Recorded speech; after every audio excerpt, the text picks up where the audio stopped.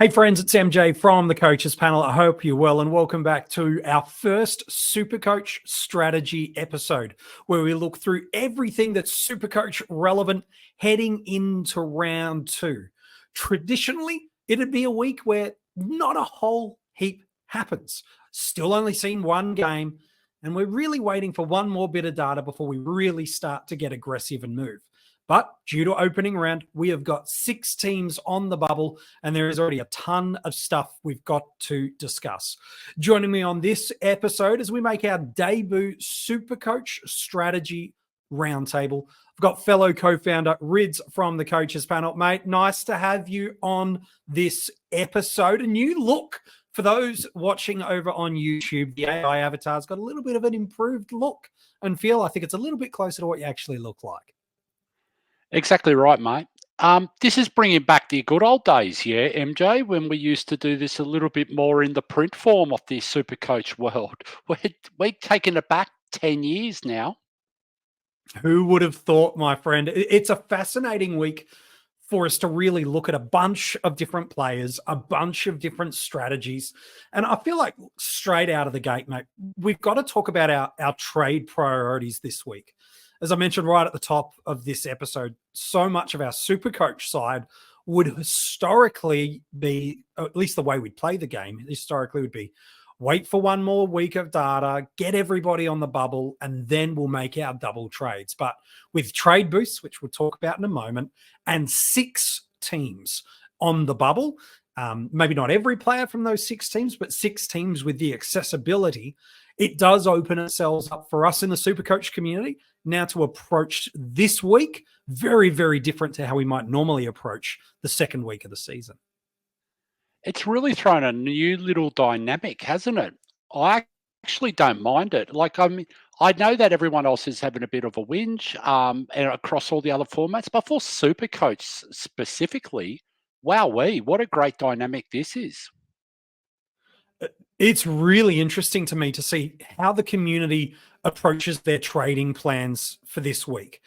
Do they jump off this guy that's had a poor first week, that's a cash cow that doesn't be someone we forecast moving forward, be a viable option? They're not a dead cow yet, but we can start to see them heading towards flatlining. Then we've got a mid-pricer that might not have really popped the way we hoped for one week, and we jumping off. And then we've got those premiums that while we'd hope to hold them for the season, some are a little bit agitated for it. So I think the trade priorities, is it too simple to just say, is it team dependent and coach style dependent, or is there a little bit more nuanced? I think there's a little bit more nuance to it this time because we don't have that much data at the moment. We got 2 games for the guys on the bubble. We got 1 game. So let's say someone like a Nick Martin, for instance, last round, he scores 63. That's pretty low. That's pretty low to what we would have been expecting for this guy. Like how big that means? Do people react now on the bubble to jump to someone who's on the bubble? And they're likely going to get burnt, yeah, with Nick Martin next week. So the fact is, this is crazy, yeah? So trade priorities, it's going to be a bit up in the air. The first ones we do have to call out, though, Josh Gibcus and Zach Reed, which are very popular, like defended rookies. A couple of them were on the bench, like a couple of them were on the field. Like depends how your team is actually structured up, yeah? Because someone like a Gibcus had every opportunity to go 60, 70 in SuperCoach going forward. So it's just throws a little bit of an extra dynamic. Carlton and Brisbane, mate, being on the bye this round, extra dynamic, yeah? A guy like Jack Carroll, do we go, you know what, we're going to go jump on a Tom Berry this week? Oh, and then when he has his bye, I'm going to go jump on a Jack Carroll. Jack Carroll. Like, what are we going to do? We got extra trades, mate. We got 40 now. We might as well be SuperCoach AF, yeah? Like, we got 5 boosts. Like, this is crazy, mate. Like, and we're not even thinking about those 3 trades through the mid-season buys. Like, we're going to have a heap of trades up our sleeves here. So However you're going to do it is going to be very creative. Guys that I don't know about you, MJ. If I said to you 2 weeks ago, hey, let's talk about Jesse Hogan, Yeah. would you have been calling me crazy or what? I'm not crazy, but you're certainly needing a lot to go right, which, granted, it has for him. But who would have thought, like you said, a month out from the season, Hogan, yeah, good fixture, but that's it. Now, all of a sudden, he's a player specifically. There's about half a dozen to a dozen players I want to get your thoughts on towards this episode. So our trade priorities are really different through there. We've got a couple of flatlined cash cows due to injuries. You mentioned a Nick Martin, who was a little underwhelming. A Connor Buderick, a lot of people were quite keen on him, thinking, man, I could get one big price movement and then can either give myself the option to move off him and or just create a blue dot for a vice captaincy option for another week. So things are really, really different, let alone something I want to ask you soon about is about kind of forecasting trades and the moves we make this week and next week and the compounding impact around some of these guys. But there's a guy that is only in 6% of SuperCoach teams at the moment. Bit over 400,000. We've spoken about him a lot, not just through the 50 most relevant in our preseason strategy episodes, and even when I've had a chance to jump on some of our other, SuperCoach friends in the community, their podcasts, I've been pushing hard around Tristan Cherry being the best value option for us this year. 6% of the community are on it. There's a lot that aren't. Brodie Grundy was a little underwhelming for us on the weekend after being quite strong the week before against Max Gawn. Is this a fit? Because it is a trade you need to move this week if it's via Grundy. If it's Briggs is the other underwhelming premium we've had over the past 2 weeks. Got a ton in opening round, but a little bit of a disappointing score last week. Is Tristan Cherry really one of the top trade priorities for us this week? I don't think it is this week, mate, because Brodie Grundy has a break even of 57 this week. So no matter what, that first round score is going to be there. Let Brodie Grundy come out and see what he does this week, yeah? And if he sucks it again, you're not going to lose money out of it. Then we go jump on to Tristan Cherry next week when he's on the bubble. So this way, then you're getting a double look at Tristan Cherry and you're letting Brodie Grundy do what he does best, yeah? Rebound back. So is that just take the 30, 40, $50,000, whatever it is that we might make for ourselves this week with Grundy being available to move on? Is that basically what you're saying is get an extra week of data, get on the bubble, and then make the move is probably the better play? Well, get a little bit more data, yeah? Just try and work it out. Because if I said to you that Brodie Grundy's going to outscore Tristan Cherry this week by 30 or 40 points, that's a possibility, yeah? So, he's playing against Essendon. I know Essendon team's hasn't been announced. They're saying that Draper's back. Whether they play Draper or Goldstein at the same, on the same team or not, we don't know at this point in time. But he does have Richmond and West Coast the next two after that. Now, Tristan Cherry, I love him, yeah? But the fact is, we're still a little bit uncertain because he is only 24. He hasn't done this before. He's burnt us previously. We're a little bit of a history there with Tristan, right? Albeit a short history. Someone like Brodie Grundy, we've got a longer history with, and he's actually been a proven history with. So why not just see what happens this week? I've been talking about trade agility elsewhere, like other formats and everything. This is an example of how you can actually sit. I know it's hard not to pull the trigger because Grundy looked ordinary last week, yeah? Very much so, yeah. The problem that we got, though, is all the stats right now, Grundy's break even's 57. Tristan Cherry's only played one game out of that. He's not on the bubble. I would hate to think that people are going Grundy to Cherry this week and Grundy comes out and goes 120 like he can, and Tristan Cherry goes a 50 or a 60, because that's just a waste of a trade at this point in time. What if that trade was the freeing up of cash? Now, it's not a huge bit of money that you're saving of dropping down from Grundy down to a Cherry. It's not a crazy amount. That's one of the uniquenesses about SuperCoach, where Cherry sits himself in that price point, is his value undoubtedly, but it's why only 6% of the community are on him. It was like, well, Grundy's so close in proximity. Gawn is huge value. We're confident as a community in what Marshall and English were going to give us.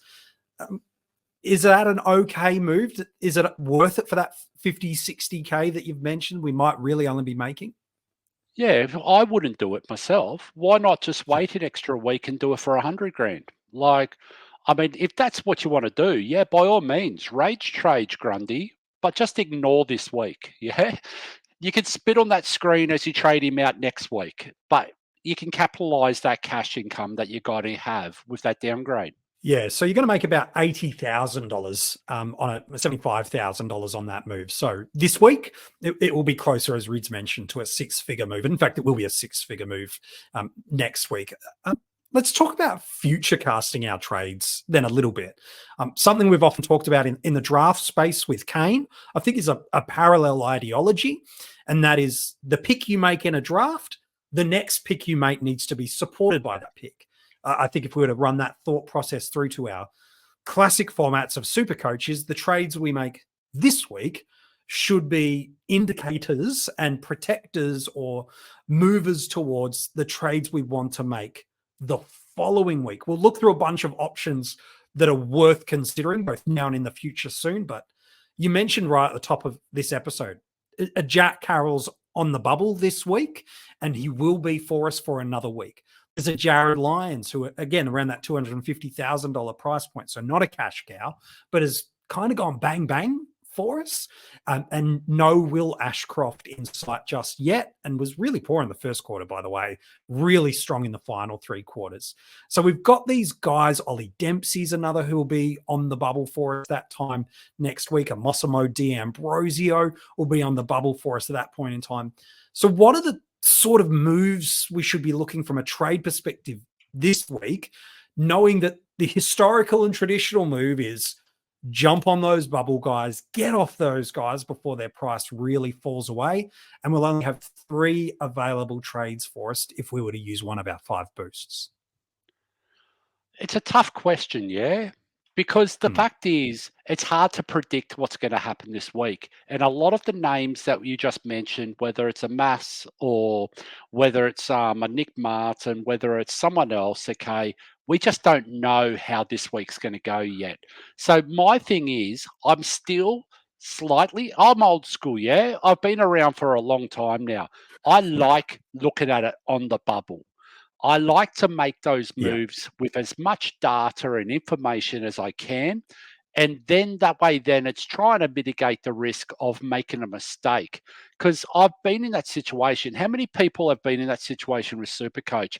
We go trading out someone because of that poor first game.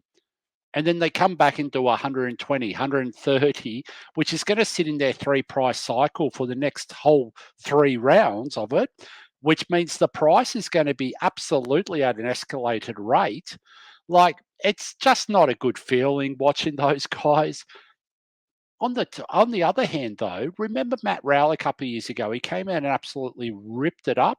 And then the next week he went a 50 or something. The next week. Yeah, I think he got oh injured my or something God. like that. Yeah.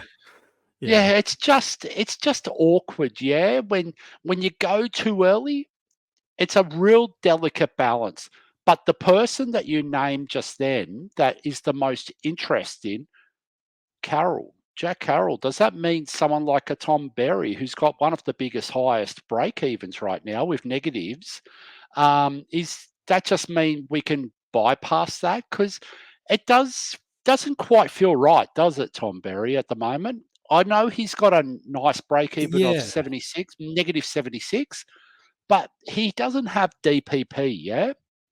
He's if you want to Yeah. go a Cadman, or if you own a Cadman as well, it's really put in that limitation. Then can you trade into a Oliver Dempsey next week without that DPP, because we do have heavy DPP at the moment, whether it's Wilson, Lazaro, Windsor, Reed. Yeah. You know, we got a lot of them. So are you limiting yourself moving forward? And that sort of sucks, because we only just talked about trade agility a minute ago. That's going to Yeah. make you more rigid. Yeah, you're pretty much stuck. You can't go exploring that mid to forward relationship anymore with your trades. It just really, really, yeah, I just don't like it myself. That's me. I know others will Sure. go out and just cash it, but that's why I sort of said, is the right move, go and bank that money that Berry makes in a week and then Yep. jump straight onto a Carroll. I don't know the right answer, but I mean, there could be worse options out there, yeah? Yeah, I can see a world where by the end of round 6, Tom Berry's pushing 300,000 for us. And now that's assuming that he can pop another 80. And last week was, as far as I'm concerned, a unicorn and a season high score from him, but it's done. The only time it would be better for him to have given us that score is this week, as it's then, sits in that 3-week price cycle movement for a longer period of time for us, but still a really good spot. Talk to me about these moves that you mentioned. You alluded to, and we will break into some specific players in a moment. Really disappointed us with some things not going their way. But some smart coaches moved an Elliot Yeo into the midfield. And smart's not to downplay anybody that missed it, but rather those that went, that's a pain point that I'm going to have to deal with in a week. So now that I've got the freedom in unlimited trades period of time before full lockout hit, they were able to adjust to that. People did similar with Grundy at R3. The coaches that made those moves, do they have an upper hand on the with their, now they've almost created a pathway for this forecast to really be a bit less limited, or is it pretty net neutral from your perspective? No, I think it's actually it's easy to do. You could be proactive. You forecast what's going to happen. You see a roadblock, okay? You don't want to go that way. So the problem is it's the defensive options that you can pivot off a Gibcus or a Reed or someone like that. It's not as full. Then there's not as plentiful as the other lines. So something like a Gibcus, if you have a little bit of cash in the bank, potentially you can go Gibcus to Jack Billings by having an Elliot Yeo sitting in your midfield this week. Like there are options there, yeah. So I just think you hamstrung yourself a little bit if you don't make that move, but I understand why you don't do it, because life gets in the way at times. Like we're so used to, whether it's you got your parents running around for kids with sporting events on the weekends, or whether you're working or whatever it is, sometimes life just doesn't allow you to do it, yeah? So we just got to go, rightio, it is what it is, and we move on. But for those people that do have that advantage already, and I can tell you now, MJ, that would be a lot, because a lot of people started Nick Dacos with the full intention of having a mid rookie filling in for him when the time came for his buy. So I do think that's actually, like, it's really in play right now. So you've got to really explore. You've got to go out and you've got to work out. But the problem that we have as coaches is, what's the limit? We're used to, you said it a minute ago, Tom Berry, okay? There's a world that is 300,000 by, say, round 5, 6. From 5 and 6, yeah. Are we really comfortable holding him that long, though? Like, we've got extra trades. That's like the old school thought process. We want to make 150,000 each trade, or so on and so forth. I don't think we do anymore. We don't need to make 150. It might be having that agility and being able to go in and go out and get quicker turnover of cash and reinvest in it quickly on other commodities that are going to go up in price. So it's really interesting how we're going to play this. There's no blueprint, though. This is the cool part, yeah? There's no blueprint to say, this is how you got to do it. Years gone That's by, the beauty of it. Yeah, years gone by, we've always had that, oh, you don't trade when they're not on the bubble, this and that. You make a certain amount of money per trade. You do this, you do that. You trust your premiums. Guess what? That's all changed now. But the fact of the matter is, the next 4 out of the next 5 rounds are best 18. That's really where it's going to come down to. You do want to still be scoring points. You don't want to just be making cash, yeah? Yeah, 100%. And that's an interesting thing. So no Carlton players this week, no Brisbane players this week. Zach Williams is far and above the most popular of options for us in Supercoach, and Carroll, certainly not at the same level, but popular enough that coaches might have multiple blue dots through there for us. Historically in Supercoach, when we get to a best 18, it's in the middle of the year, and we're just trying to maximize as many dots on the field, which we should all have no problems getting 22 players on field. But we're just trying to maximize our ceiling scoring. However, the challenge we've got with the early buy rounds, as you mentioned, is yes, maximize ceiling for sure, but we're also not wanting to lose cash generation. And so we're going to find ourselves at this interesting point where different teams are structured up in different ways, where next week, for example, Whitfield owners, Green owners, Gulden owners, Flanders owners, for example, they're all losing a premium out of their side, whereas those that didn't start them probably didn't get their good scores just yet, probably won't get the injection of price movement just yet, but they might be able to maximize some point scoring through that. So you mentioned it's this unique year. It's fascinating for me to see where teams kind of settle and lie after round 6. And even then, we won't probably get full visibility until the end of the next block of buys to see how people played this first 6 weeks and ultimately what is a right and wrong approach. And I don't think the rank is going to tell us anything, mate, until what you say, round 12, round 13, round 14, it could even be a little bit later. Like, the fact of the matter is, though, you don't want to drop too many points because there's too many smart coaches out there right now. Yeah. You think about it, you got like the JDs of the world, the Selbys of the world. There's too many. We're getting smarter. We're getting better. We're getting more adaptable. We're getting more understanding around what value means and how we can actually build a team balance. And then how do we capitalize on that as we move forward? But the thing is, you still should be after points at the same time. It's going to be an interesting balance. Those boosts, though, what a curveball, yeah? 5 boosts, mate. Like, we're talking about we could have 15 trades in the first 5 rounds, mate, and not even make an impact on those 40 trades. You still got 25 trades after that. Just as long as you do it, and people are going to come out and create different strategies. Like next year, we're going to have a bit more of a blueprint. We're going to be sitting there going, the winner of 2024 Supercoach did it this way. And you know what? Whoever that was, if we go there and we go, we're going to analyze that person. We're going to analyze what they did. We're going to work out how they got that. How did they win that money? How did they win Supercoach? And then you know what's going to happen?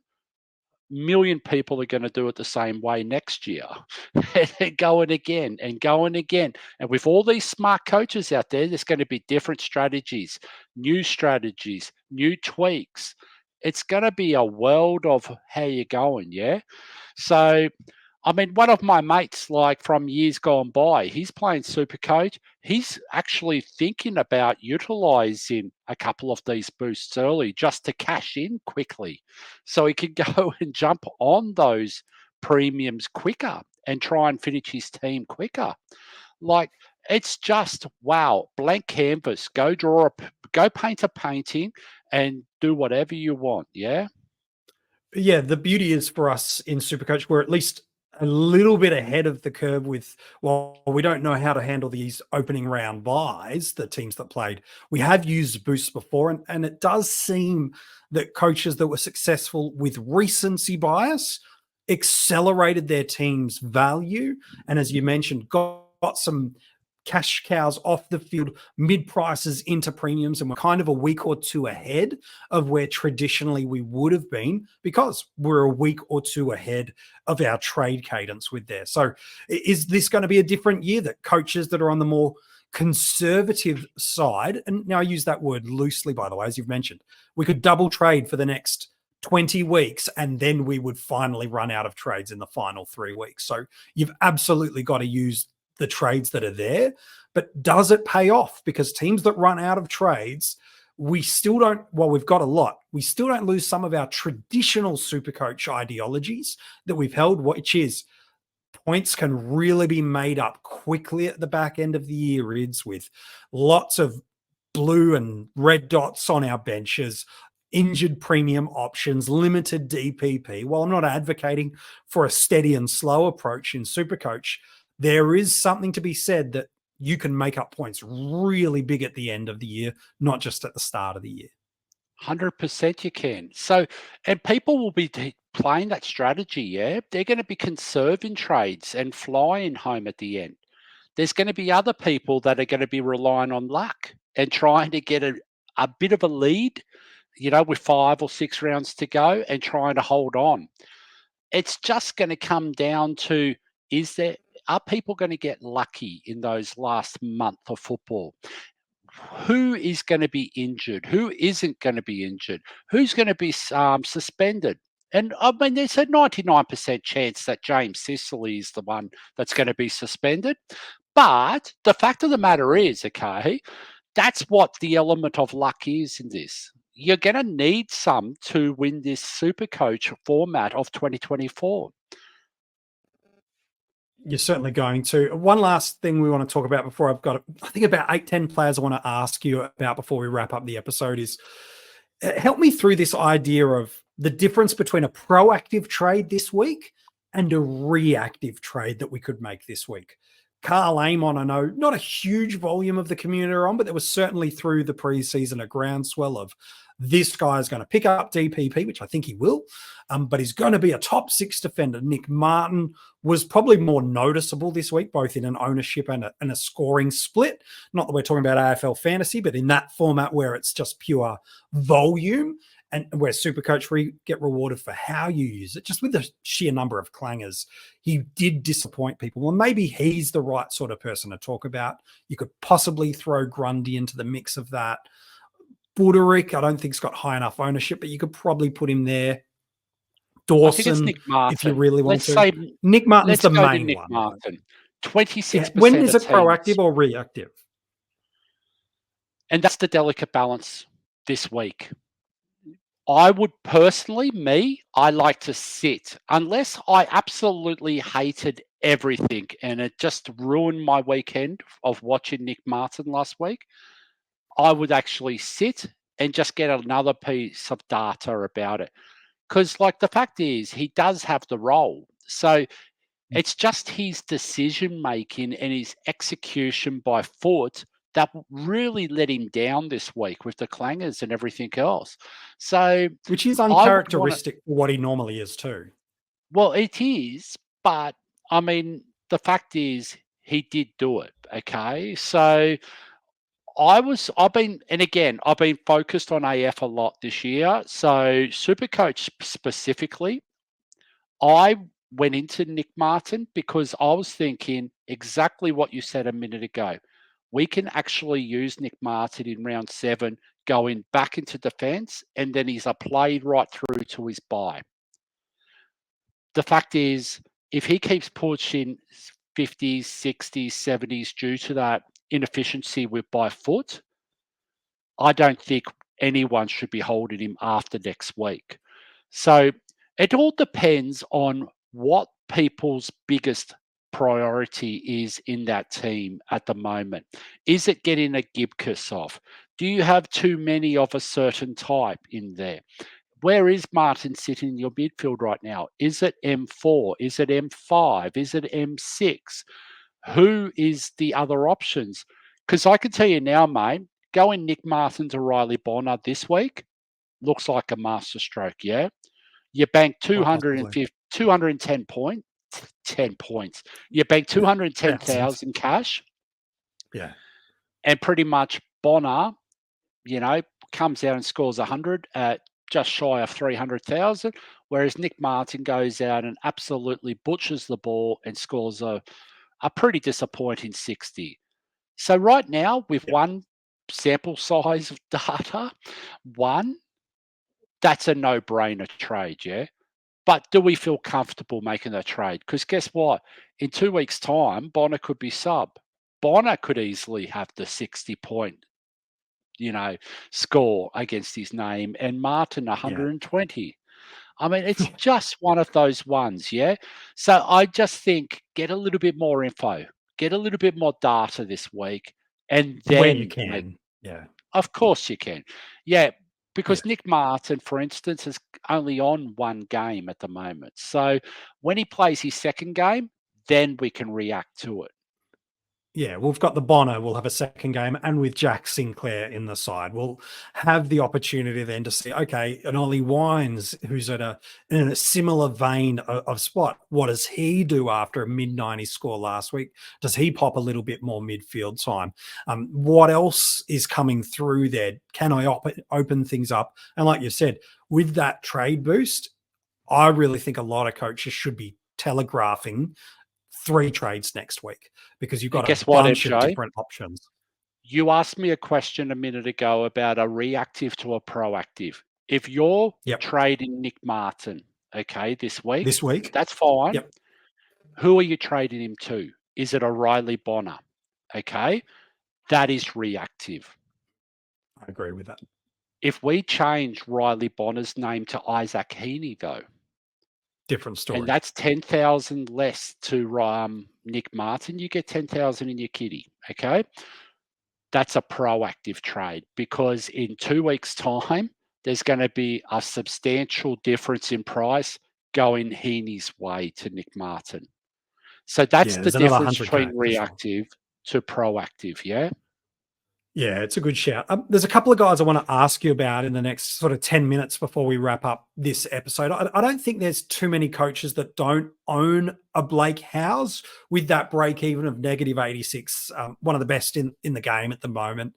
I think a lot of people do have him, maybe not on field, but is this, I know team dependent is always the advice we give, but for the limited coaches panel viewers and listeners that don't have Blake, is this the number one trade priority for the week? He has to be because there's a couple of reasons, okay? It's the Zach Reed, it's the Gibcus problems, okay, with the injuries for a start. So if you don't have Blake Howes, there's every chance you got a Reed or you got a Gibcus, okay? Or both. Yeah. Or both, exactly. Who else are you going to go to? Charlie Dean's been dropped out of this week's team, so it's not like we've got a It's surplus Mossimo. of. Well, that's it, and we And it's wouldn't feel 100K. comfortable. Yeah, exactly. So you might as well go straight to Big Howes with the massive negative break even, and then go to Mossimo later if you want to go that way. Okay, that's the first thing. The second thing is you can actually, if you've got a Yao in your midfield, why not explore Howes as your D6? Because the fact of the matter is, we are best 18 for the 4 out of the next 5 rounds. So if if he continues scoring the way he is, he might scrape into the bottom of that best 18. If he doesn't score like he has, he's going to drop out. There's nothing lost, nothing gained, but you are making money out of it. So I just think it's a no-brainer trade, that one, because of the lack of options. There's no other ones there in the back line. And the fact is, the best 18 really covers us. Yeah, I think so too. I think we could probably put this guy in a similar vein. That's next, Matt Roberts at 156,000, average of 72, break even of negative 58. Again, he was good in opening round. He was arguably even better in the preseason with his scoring. Didn't have a great opportunity to score much last week because the entries for Collingwood in that second and third quarter especially were shallow at best and really slingshotted out fast. But for the few coaches that aren't on Matt Roberts, high priority trade in for you too this week? Well, I think so, because the fact of the matter is, in his next 2 rounds, he's likely to make 100,000 for you. So Yeah. I just think anytime one of these guys comes along and does that, and then you know what happens after the next 2 rounds? He plays West Coast, mate. So there's every chance he's going to pop another score just before his bye and make you a fair bit of coin. Yeah, and it's a perfect parachute timeout for him as well to be able to make some of those move options, whether it be a mid-pricer that you're wanting to trade into a premium that's dropped a little bit. I think it's a good option. We've already alluded to Tom Berry a little bit. An average of 83, certainly inflated by that ton last week, a break even of negative 75. A buy next week, interesting.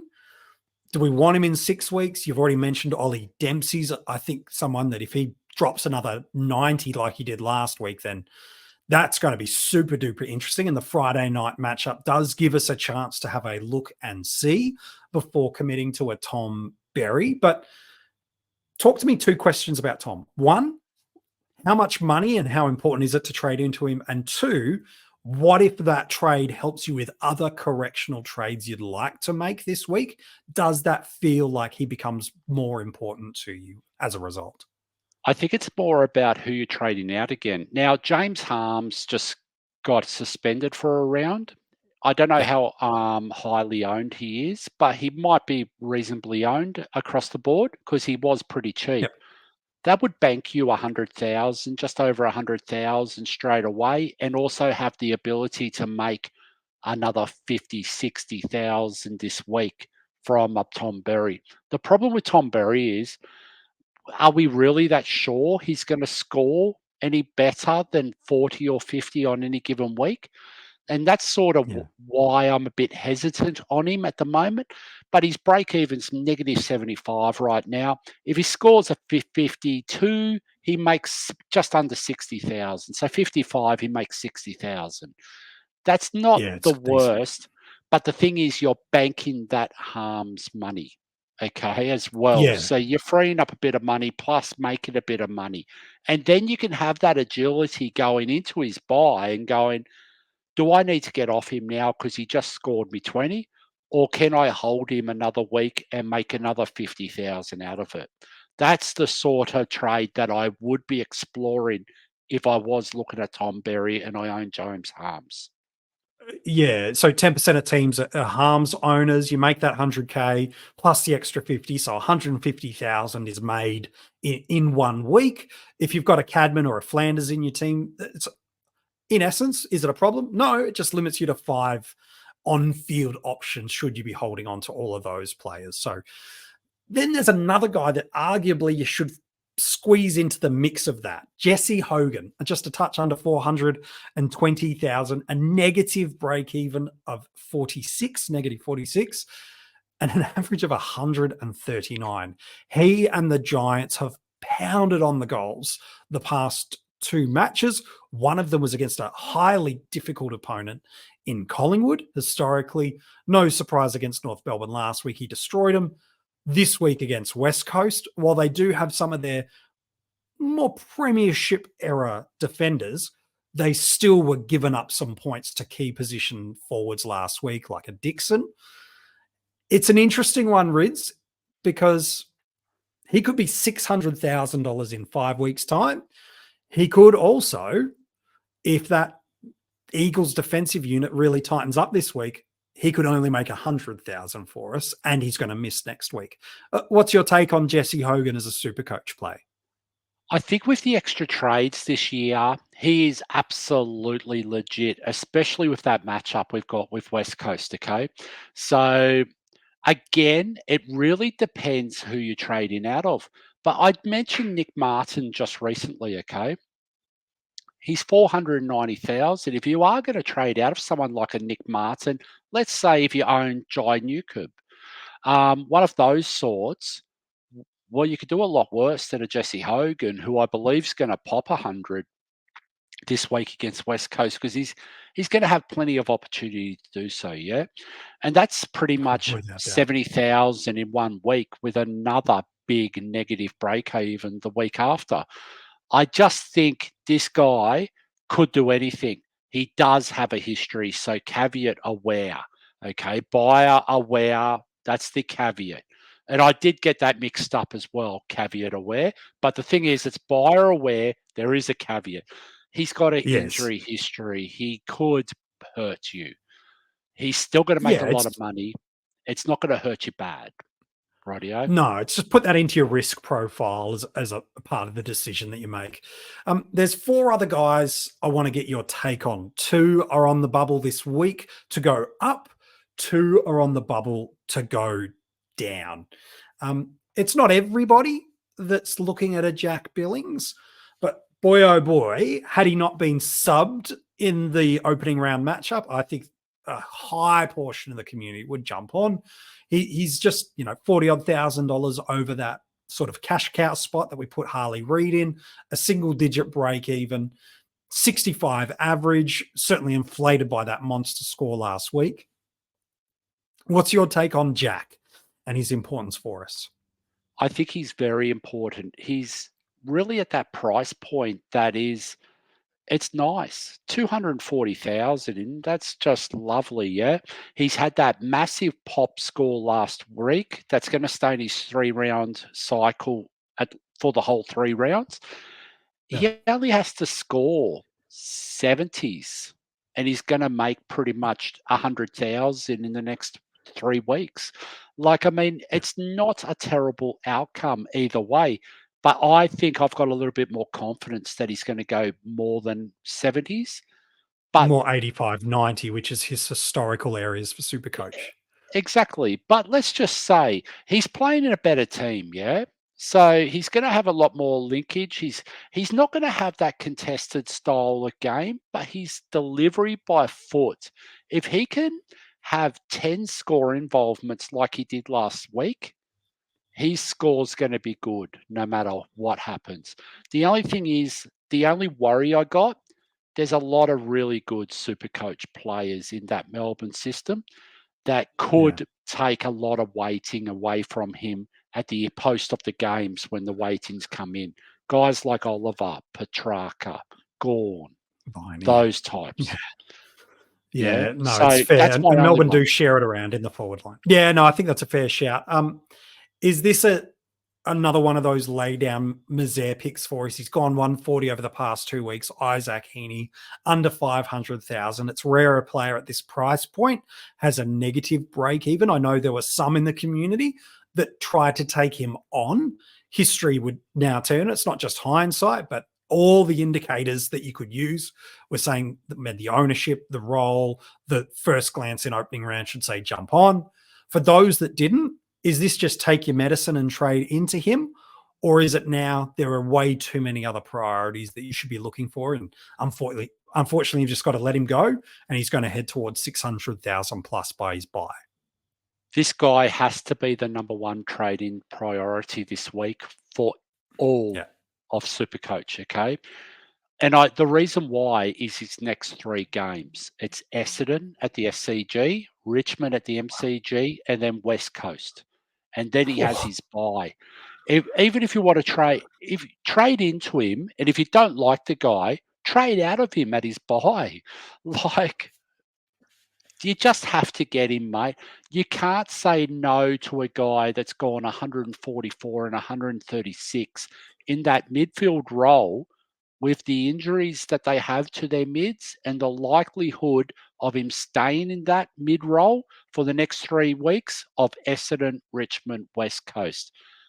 That's suicidal, mate. That's beyond kamikaze, yeah? Oh, look, even in the 2 weeks' time that it's forecast that Adams and Parker might be back, sure. Okay, what happens if he plays exclusively forward against West Coast? He's still got the chance of turning up just by kicking 4 or 5 goals, given that system. So, I mean, I agree. It could be a nasty one to fade. Think about what you said, though, MJ. Even if he does play forward, if Adams and Parker guess what? Parker and Adams can play forward. There's no guarantee that they're coming straight in after having injuries and a really delayed start to the season and going straight into a midfield and being 100% match fit. Heeney's going to be playing mid, mate. So I 100% agree. Yeah, and he's not getting moved out of there. And why would they Yeah. bring him back a week early if they've got a bye? Correct. They've started well. They've already should have an eye towards the back half of the year, and they want these guys cherry ripe for that. And they're not lacking in that midfield as a result to push them through. Gosh, Chad Warner's not even getting high centre bounce opportunities. He's starting off the half forward flank, and he's getting about every 2 or 3 centre bounce ratio. So to me, I think you're right. You don't need to force that move. Talk to me about Clayton Oliver. I thought he was good on the weekend, by the way, but he's got a real big break even for us, a 179, an average under 100. But there's still enough signs that he's going to be fine for us. Where do we start telegraphing and forecasting for this trade in? Because in 3 or 4 weeks' time, when that fitness kicks into another level, when he's not as clumsy with his kicks, boy, oh boy, we could get an absolute bargain here, well under 600,000. You should be planning to get him after his bye. Round 7. Okay. His bye's round 6. He then goes into Richmond and then Geelong. Carlton's a little bit tougher, but then he bounces into West Coast and St Kilda the next 2. You got a target to have this guy at round 7. Yeah, I agree. And interesting for those that didn't start a Nick Dacos, you're probably targeting him through there. Those that didn't start a Jordan Dawson, you're potentially looking at targeting him into him. And then another guy that's got a really high break even for us. The last player I want to talk about before we wrap up the episode, Errol Gulden at 622,000, average in the low 90s, 159 break even. He and Oliver, by the way, both are actually attainable break even. So there is a world where I say they're going to drop near and under 600,000. There is a world that both of these guys hold their value this week on the bubble. But is he another one of those players? He's a week earlier where he takes his buy round. Is he another one of these guys we should be kind of putting a flag post in the ground and going, right, at round 6, round 7, there's a couple of big premiums I want to get, and Errol's in that mix? I'll tell you what, we're going to be talking about this guy in a different light next week if he goes 120 this week, because he's got Richmond into West Coast the next 2 after that, and his 77 score drops out of his 3 price cycle. We're going to be having a different conversation in 1 week's time, mate. So let's just see what he scores. Yeah, well, you mentioned the Newcomb, who was underwhelming, the Amon, Martin, they're at about 150, 200K gap there, but oh boy, there's a couple of very interesting names that you mentioned in a week. This could get really, really interesting for us. Hey, mate, an absolute pleasure having you on this strategy roundtable. Yes. Think about Jai Newcomb. If I said to you a couple of weeks ago when Gulden was looking great that you would only need to spend 50,000 to get Jai Newcomb on the bubble to Gulden, you would be slapping me silly, yeah? Yes, I would. There. Every chance it's there, and maybe even a little bit less, depending on how that matchup goes. Hey, good shout. Mate, thank you for jumping on this episode, our first ever strategy roundtable. I appreciate you, mate. Yeah, easy as. If you want to go and check out this episode, or if you play AFL Fantasy, we've done on this same channel that you're listening and watching back at this, we've done an AFL Fantasy Strategy Roundtable, so you can go and check that out as well. For our Patreons that have sent in some SuperCoach related questions, in the Patreon portal, you have got a unique podcast from me answering your SuperCoach questions. And if you do want to become part of our Patreon supporter group, whether it be to get that additional podcast that drops every single week, some access to some hidden groups, or just a bunch of other tiered rewards, all the details for our Patreon you can find in the description of this video. If you're listening to this as an audio podcast, we'd love you to jump over and give us a follow and a 5-star.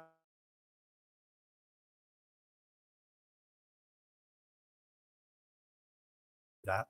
If you want to get in touch with any of the members of the coaches panel over on Twitter/X, you can. We've put all the links for the panel members in the description of this episode. Hey, good luck as you head into round 2 of SuperCoach. We'll see 6 teams have some price movements. We'll see a couple of teams not play at all, but it's going to be a fascinating week of SuperCoach, and we can't wait to be back with you again this time next week with another strategy roundtable.